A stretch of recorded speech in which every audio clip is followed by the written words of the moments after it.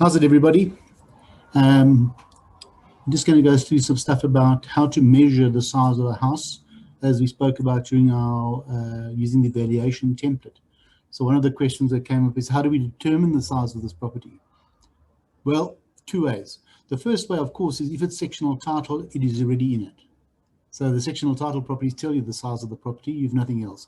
The Mother Earth is still there. That's the size of the entire estate or group. And remember that the owner of the property still owns that his share of that big piece of land. So if there are 10 units inside a big estate, you actually own 1/10 of the roofs, the outside walls, the driveways, the pool, the fences, everything like that. That's what people don't understand.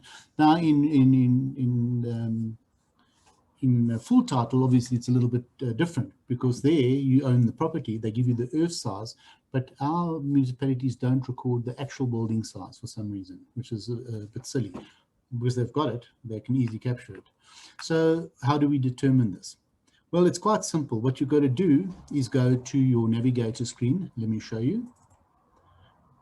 Right, so we're on Navigator.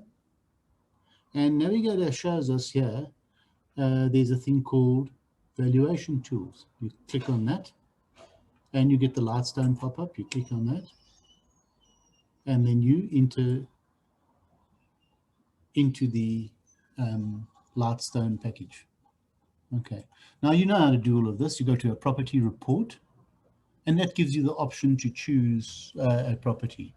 Now remember, there's the map search. I talk about the map search quite often because it's quite hard to find certain properties. So the right way to do is to click on map search, and it gives you a map. And then, of course, you can just type in the earth number or the address, or you can just zoom in until you find it. And you can zoom in anywhere, and then you can click on it, and it'll, wherever you want to go, and it'll give you the address. Okay, if you don't want to do the map search, then you can just go to the property report side, and you can type in, remember, either the person's name details, or you can type in the property details of the property, or the actual address of the property. So I'm going to pick one that I've already done because I can. So if you go to your history, then you can pick a property that you've already looked at. And if I just click on this one here, this is the same as putting in all of those things. Okay, and then you get your report. So you all know this. Now, that first picture there, that's the house that we're dealing with.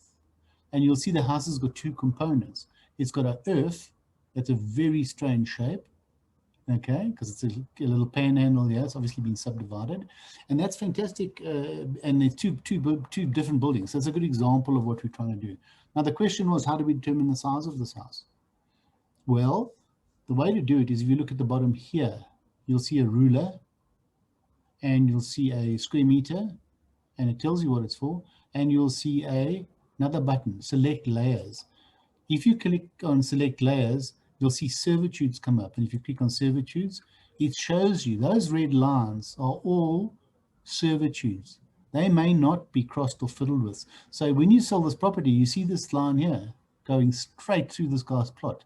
That's obviously a municipal sewer or electrical power line or something, but that is not owned by him. That is for him to use forever and ever, but that servitude is probably for Eskom or the municipality to access a water main or a sewer main. So that's a very nice button to use to find out if you ever want to buy a plot. Click on it and see what's coming through that, because it could be that your neighbor has got a servitude going straight through your garden, so he's got access to his apple trees or something like that. Okay, so we can get rid of that. But the one before, it's the one we're dealing with today, the square meter. So you click on the square meter, and you can see that my cursor now has got a little sort of a blue thing floating around it. So what I do is I go to the corner of the roof, because remember, we're trying to determine the square meter of the house. So the square meter of the house is everything under the roof. Now, regardless of if it's a patio roof, because a patio roof, what's under the patio roof has to be on plan, and it's probably a paved area. It's part of the square meters of the house. Okay. So what you do is you take this thing, you put it on a corner roof, and you click. And you drag your cursor to the next corner, and you click. And then you drag it to the next corner, and you click. And then to the next corner, and you see there's a step in the roof here. So if you really want to be very accurate, you can click, You can come in a little bit, click again, and you can step out a little bit there.